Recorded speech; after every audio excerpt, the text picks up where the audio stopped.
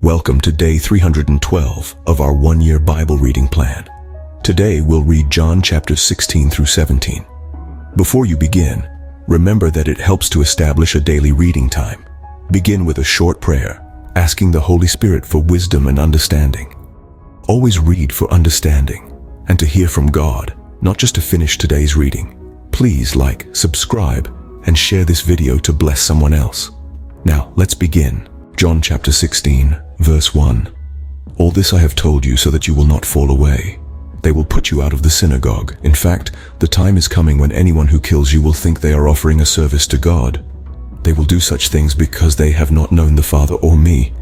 I have told you this, so that when their time comes you will remember that I warned you about them. I did not tell you this from the beginning because I was with you, but now I am going to him who sent me. None of you asks me, "Where are you going?" Rather, you are filled with grief because I have said these things. But very truly I tell you, it is for your good that I am going away. Unless I go away, the Advocate will not come to you. But if I go, I will send him to you. When he comes, he will prove the world to be in the wrong about sin and righteousness and judgment. About sin, because people do not believe in me. Verse 10. About righteousness, because I am going to the Father, where you can see me no longer. And about judgment, because the prince of this world now stands condemned. I have much more to say to you, more than you can now bear. But when he, the Spirit of truth, comes, he will guide you into all the truth. He will not speak on his own. He will speak only what he hears, and he will tell you what is yet to come. He will glorify me because it is from me that he will receive what he will make known to you. All that belongs to the Father is mine. That is why I said the Spirit will receive from me what he will make known to you. Jesus went on to say, "In a little while you will see me no more, and then after a little while you will see me." At this, some of his disciples said to one another, "What does he mean by saying, 'In a little while you will see me no more, and then after a little while you will see me'? And, 'Because I am going to the Father'?" They kept asking, "What does he mean by a little while? We don't understand what he is saying." Jesus saw that they wanted to ask him about this, so he said to them, "Are you asking one another what I meant when I said, 'In a little while you will see me no more, and then after a little while you will see me'?" Verse 20. Very truly I tell you, you will weep and mourn while the world rejoices. You will grieve, but your grief will turn to joy. A woman giving birth to a child has pain because her time has come, but when her baby is born, she forgets the anguish because of her joy that a child is born into the world. So with you, now is your time of grief, but I will see you again, and you will rejoice, and no one will take away your joy. In that day you will no longer ask me anything. Very truly I tell you, my Father will give you whatever you ask in my name. Until now you have not asked for anything in my name. Ask and you will receive, and your joy will be complete. Though I have been speaking figuratively, a time is coming when I will no longer use this kind of language, but will tell you plainly about my Father. In that day you will ask in my name. I am not saying that I will ask the Father on your behalf.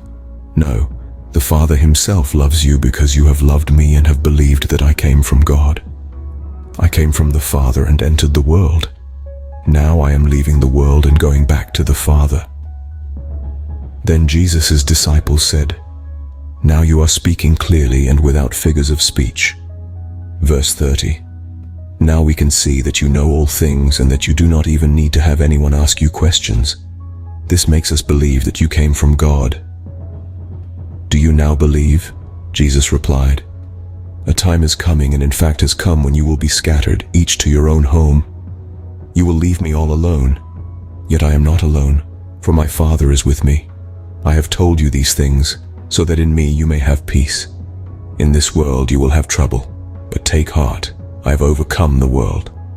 John chapter 17, verse 1. After Jesus said this, he looked toward heaven and prayed, "Father, the hour has come.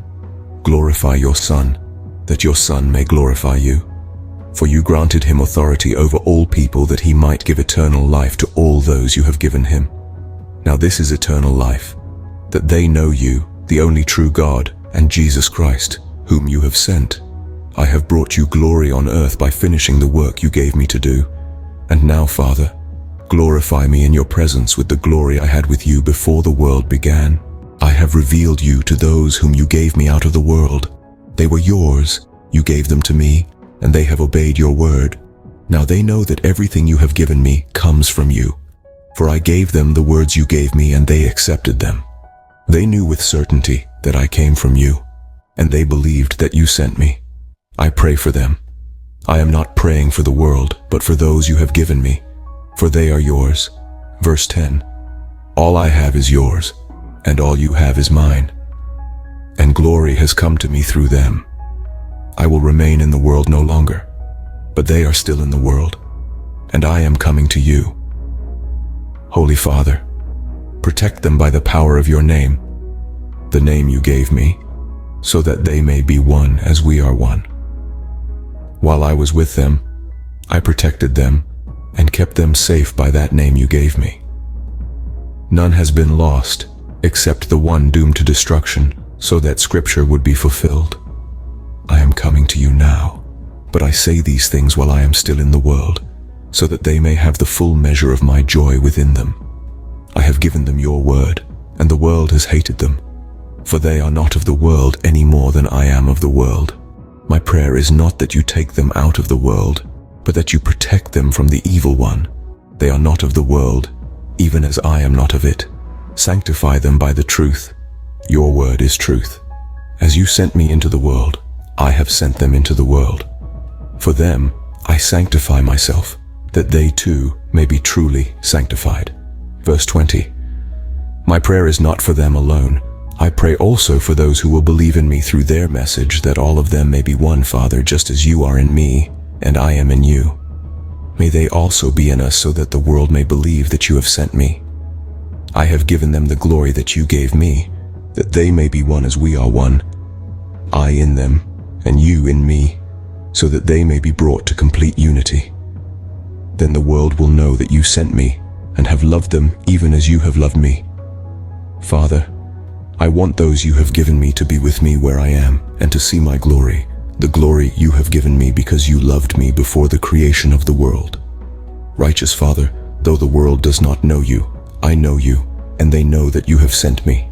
I have made you known to them, and will continue to make you known, in order that the love you have for me may be in them, and that I myself may be in them. This concludes John chapters 16 through 17 for day 312. We hope you're enjoying these daily videos. Remember to check the description box for links and resources. Thank you for watching. Please like, share, and subscribe. Your support helps spread God's word to reach more people on YouTube. We'll see you in the next video for our day 313 reading.